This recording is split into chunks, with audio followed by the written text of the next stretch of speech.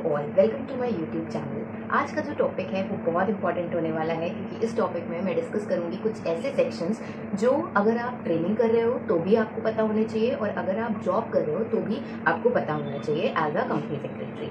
अगर आप एक कॉर्पोरेट में जॉब कर रहे हो तो जो कि मोस्ट फ्रिक्वेंटली यूज होते हैं। तो चलिए शुरू करते हैं।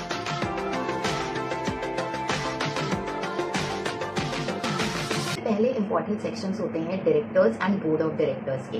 सबसे पहले है सेक्शन नंबर 149 जिसमें आपके बोर्ड ऑफ डायरेक्टर्स का कॉम्पोजिशन बताया है और इंडिपेंडेंट डायरेक्टर की कंडीशंस वगैरह बताई हैं, तो इसलिए ये बहुत इंपॉर्टेंट है। दूसरा है 152 that is appointment of director की एक डायरेक्टर को अगर हम अपॉइंट करते हैं तो क्या क्या कैसे कैसे अपॉइंट कर सकते हैं। देन थर्ड आता है 161 that is appointment of additional director, nominee director and alternative director, क्योंकि उसको अपॉइंट करने का थोड़ा सा तरीका अलग है। Then section number 173 that is the board meeting. Then 174 quorum, 175 resolution by circulation, 177 audit committee, 178 NRC committee, 179 power of the board. 179 subsection 3 में पूरी पावर्स दे रखी है कि किसमें आपको बोर्ड मीटिंग करनी ही करनी है, आप रेजोल्यूशन बाय सर्कुलेशन पास नहीं कर सकते हो।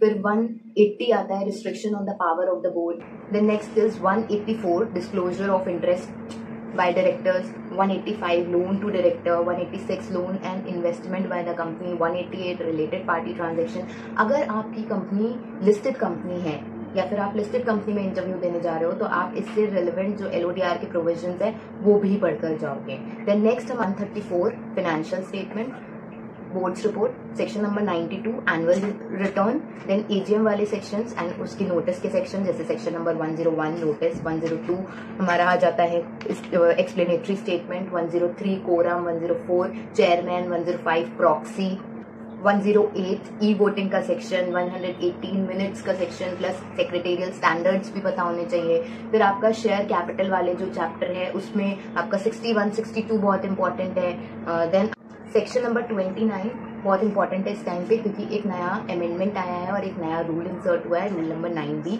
Of PRS rule. उसमें ये बोला है कि अब प्राइवेट कंपनी को भी अपने जो शेयर्स हैं उनको डीमैट करवाना पड़ेगा other than the small company, इसलिए ये भी बहुत इंपॉर्टेंट चल रहा है। लास्टली आपको अमेंडेड हमेशा रहना है, इसलिए अमेंडमेंट्स भी फ्रीक्वेंटली देखते रहना होगा। तो ये सब चीजें बहुत इंपॉर्टेंट है। अगर ये सारी चीजें आपने अपने टिप्स में रखी तो आप अपने कॉर्पोरेट लाइफ में बहुत अच्छा काम कर सकते हो। ये मैं सिर्फ अकेले नहीं बोल रही, ये सारे सेक्शंस इंपॉर्टेंट सेक्शन की लिस्ट मेरे HOD ने भी बताई है और क्योंकि मैं कॉर्पोरेट में लिस्टेड कंपनी में ट्रेनिंग कर रही हूँ तो मुझे भी समझ आया कि ये सारे सेक्शंस बहुत इंपॉर्टेंट है।